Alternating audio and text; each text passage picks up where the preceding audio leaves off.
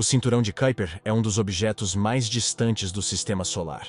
Mas embora as nossas tecnologias de observação astronômica tenham melhorado dramaticamente durante as últimas décadas, ainda não somos capazes de observar todos os objetos nessa região distante do Sistema Solar. E é por isso que o cinturão de Kuiper é um dos lugares mais misteriosos no universo. Nesse vídeo mostraremos 11 coisas impressionantes que você deve saber sobre o cinturão de Kuiper. Preparados? Vamos pro vídeo. Número 11. Não contém asteroides. Quando se fala sobre o cinturão de Kuiper, ele geralmente é descrito como um cinturão de asteroides, semelhante ao que existe entre Marte e Júpiter, mas localizado além de Netuno. Embora essa ideia seja muito comum, devemos lembrar que os asteroides são estritamente aqueles objetos rochosos menores que orbitam o Sol e são encontrados no cinturão de asteroides entre Marte e Júpiter. Isto é, qualquer outro objeto semelhante encontrado fora desta zona não pode ser classificado como asteroide, mesmo que tenha as mesmas características físicas. Isso significa que, embora o cinturão de Kuiper possua muitos objetos, eles não são classificados como asteroides. Então, como eles são chamados? O termo correto para isso é objetos do cinturão de Kuiper, que a partir de agora iremos chamar eles como KBOs, siglas em inglês para Kuiper Belt Object, e cobrirão todos os objetos dentro do cinturão, independentemente do seu tamanho. Eles também são frequentemente chamados de objetos transnetunianos, pois estão localizados além da órbita de Netuno. Número 10. É maior que o cinturão de asteroides. Embora nossos telescópios não nos permitam ver todos os KBOs, graças aos dados coletados pelo Minor Planet Center, do Smithsonian Astrophysical Observatory, sabemos que o número de KBOs podem ser até 200 vezes mais massivo que o cinturão de asteroides entre Marte e Júpiter. Isso significa que no cinturão de Kuiper equivale a 200 cinturões de asteroides. Você pode imaginar isso? A massa total do cinturão de asteroides inclui a massa do planeta anão Ceres e dos massivos asteroides Vesta, Pallas, Juno e Hygiea. Juntos, esses objetos representam mais de 50% da massa de todo o cinturão de asteroides. Mas se o cinturão de Kuiper tem 200 vezes mais massa, isso significa que poderão existir outros 200 planetas anões do tamanho de Ceres nesta região? Me conta sua opinião sobre isso nos comentários. Número 9. O gelo de Kuiper. Como dissemos no início do vídeo, os KBOs não podem ser classificados como asteroides, uma vez que estão localizados fora do cinturão de asteroides. Ainda assim, além de não estarem no cinturão de asteroides, os objetos do cinturão de Kuiper apresentam outra diferença em relação aos asteroides. A diferença é que enquanto os asteroides são compostos principalmente de rocha e metal, os KBOs são compostas por substâncias voláteis congeladas. São compostos químicos como metano, amônia e água, que estão totalmente congelados porque estão extremamente longe do Sol. E por isso, a radiação solar não os derrete, nem os evapora. Atualmente sabe-se que os objetos do cinturão de Kuiper estão tão distantes do Sol que seria impossível para qualquer um deles ter água em estado líquido. Portanto, não é um local de interesse para a busca por vida extraterrestre. Número 8. Netuno, o maestro da orquestra. Embora as distâncias entre os planetas do Sistema Solar sejam vastas, a gravidade de planetas gigantes como Júpiter, Saturno, Urano e Netuno podem influenciar-se mutuamente e gerar algo chamado ressonância orbital. A ressonância orbital pode ser expressa como uma simples relação entre os períodos orbitais dos dois objetos. Por exemplo, se um planeta completa 2 órbitas em torno de uma estrela, ao mesmo tempo que outro planeta próximo completa 3 órbitas em torno da mesma estrela, existe uma ressonância orbital de 2,3 entre os dois planetas. Hoje, sabemos que alguns KBOs estão em ressonância orbital com Netuno, uma vez que os seus períodos orbitais são frações do período orbital de Netuno. Até agora, os objetos foram observados com 2 tipos de ressonância orbital. Objetos em ressonância 1.2, que completam 2 órbitas ao redor do Sol toda vez que Netuno completa uma órbita. Esses objetos são chamados de totinos. E os objetos com ressonância 2.3, que completam 3 órbitas do Sol cada vez que Netuno completa 2 órbitas, são classificados como plutinos. Desta forma, Netuno é o maestro da orquestra que dirige a sinfonia do KBO enquanto orbitam o Sol. Antes de continuar, por favor clica no gostei ou não gostei do vídeo para que possamos melhorá-lo para você, nosso telespectador. E não se esqueça de se inscrever em nosso canal e de ativar o sininho de notificação para não perder nenhum de nossos vídeos aqui do canal. Número 7. É enorme. Veja esta imagem. O ponto amarelo central é o Sol. Os pontos vermelhos com letras são os planetas Júpiter, Saturno, Urano e Netuno. E o disco com pontos azuis e laranja são os KBOs conhecidos até hoje.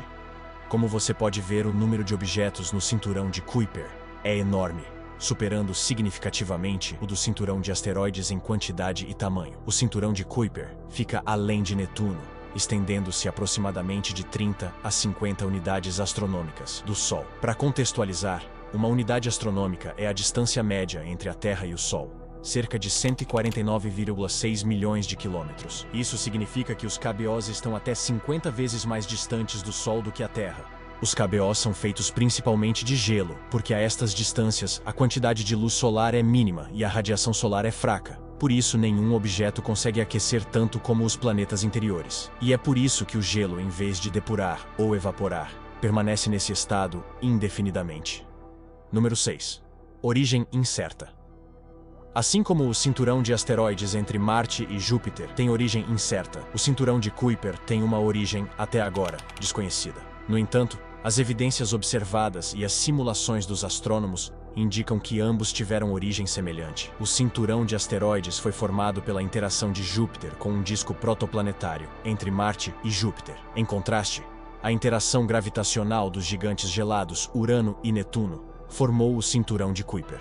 As simulações mais aceitas até o momento sugerem que, inicialmente, os objetos do cinturão de Kuiper eram resquícios da formação do Sistema Solar, que foi encontrado na região próxima aos gigantes gasosos, enquanto alguns planetas como Saturno adquiriram ressonância orbital com outros planetas, e a total soma das forças da gravidade afastaram gradualmente o KBO, até atingirem sua órbita atual em quase 50 unidades astronômicas.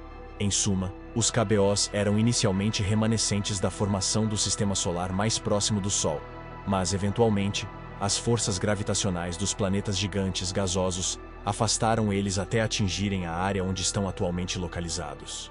Número 5. Cápsula do tempo natural.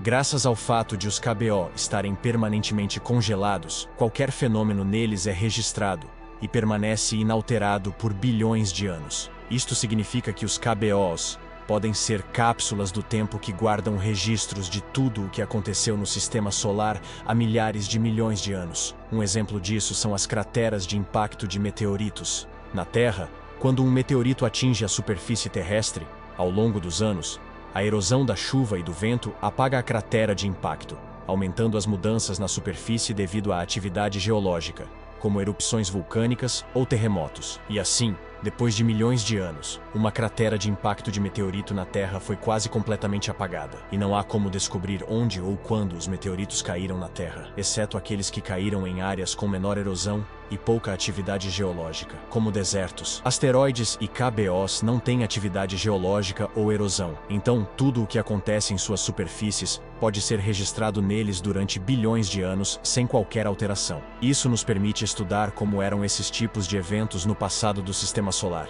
e assim saber como os planetas evoluíram ao longo da história e como os impactos dos asteroides mudaram à medida que o Sistema Solar mudou. Número 4. Lar dos possíveis planetas. Como mencionamos no fato de número 10, o cinturão de Kuiper tem uma massa que excede a do cinturão de asteroides em mais de 200 vezes. Além disso, ainda não descobrimos todos os KBOs existentes. Muitos astrônomos pensam que seria possível encontrar objetos maiores no cinturão de Kuiper. Até algumas décadas atrás, os astrônomos desconheciam totalmente a existência de outros planetas anões, além de Plutão. Porém, desde a década de 2000, graças ao avanço da ciência e da tecnologia de observação astronômica, descobrimos objetos cada vez menores e mais distantes. Foi assim que em 2005 encontramos os planetas anões Eris, Makemake e Haumea, 3 grandes corpos do cinturão de Kuiper. Foi inicialmente estimado que Eris era ligeiramente maior que Plutão, e que Eris era, na verdade, o lendário Planeta X. Anos após a descoberta de Eris, a sonda de exploração espacial New Horizons passou por Plutão, revelando que o seu tamanho real era de aproximadamente 2.370 quilômetros. Por isso, agora sabíamos que Plutão era maior que Eris. Contudo, os astrônomos não descartam que, assim como a nossa tecnologia foi capaz de encontrar Eris, é possível que no futuro, a nova geração de observatórios astronômicos e missões de exploração espacial consiga encontrar novos objetos. Alguns astrônomos até sugerem que não seria exagero encontrar um planeta do tamanho de Marte no cinturão de Kuiper. Número 3. Origem dos cometas. Durante anos, um dos maiores mistérios do Sistema Solar que os astrônomos não sabiam responder era: de onde vieram os cometas? Muitos astrônomos especularam que, devido à sua composição, principalmente gelo, os cometas vêm das áreas mais distantes e frias do Sistema Solar. Em 1943, no Journal of the British Astronomical Association, o cientista Kenneth Edgeworth postulou a hipótese de que, na região além de Netuno, o material dentro da nebulosa solar primordial está muito espaçado para se condensar em planetas e, portanto, deve estar concentrado na casa dos bilhões de corpos mais pequenos e mais frios. Mais tarde, o astrônomo Gerard Kuiper especulou que durante os estágios iniciais do Sistema Solar deveria ter existido um cinturão de material além da órbita de Netuno. No entanto, ele não acreditava que tal cinturão ainda existisse hoje. Kuiper tinha a suposição, comum em sua época, de que Plutão era do tamanho da Terra e, por isso, havia dispersado esses corpos na nuvem de Oort ou fora do Sistema Solar. Porém, anos depois, com o aprimoramento dos observatórios astronômicos, descobriu-se que o diâmetro de Plutão era bem menor e, com isso, não tinha força gravitacional para afastar todos aqueles objetos. Eventualmente, na era moderna, os KBOs serão descobertos e os astrônomos concluirão que esta região do Sistema Solar, além das órbitas dos planetas, é ocupada por um grande número de minúsculos corpos gelados e que, de tempos em tempos, um deles sai de sua órbita, precipitando-se em direção ao Sol e aparecendo como um visitante ocasional do Sistema Solar interno, ou seja, o que conhecemos como cometa. Resumindo, cometas de curto período, como o famoso cometa Halley, eram inicialmente um KBO que saiu de sua órbita e se lançou em direção ao Sol, tornando-se um cometa. Número 2. Origem das luas. Assim como um KBO pode sair de sua órbita e se tornar um cometa, às vezes estes podem ser capturados pela gravidade de um planeta. Então, em vez de se tornarem cometas, tornam-se satélites naturais de outro planeta. É o caso de Tritão, lua de Netuno, e Febe, lua de Saturno.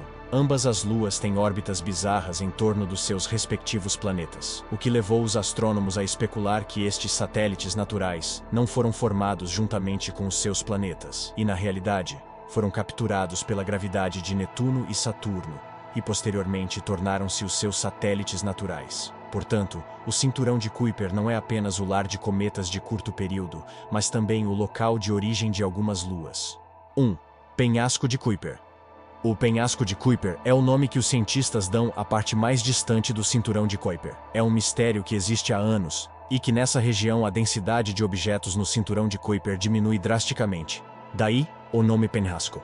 Para esta anomalia são utilizadas diversas hipóteses. O mais aceito explica que, na realidade, existe uma quantidade de objetos na parte mais distante do cinturão de Kuiper, só que ainda não foram agrupados em objetos mais massivos e de tamanho suficiente para que possam ser observados e detectados pela tecnologia moderna. A segunda hipótese explica que os objetos nesta área foram varridos por um corpo planetário que teria que ser do tamanho da Terra ou de Marte, sugerindo que seria um hipotético planeta transnetuniano. Será que este planeta é o mítico Planeta 9 que os astrônomos procuram há anos?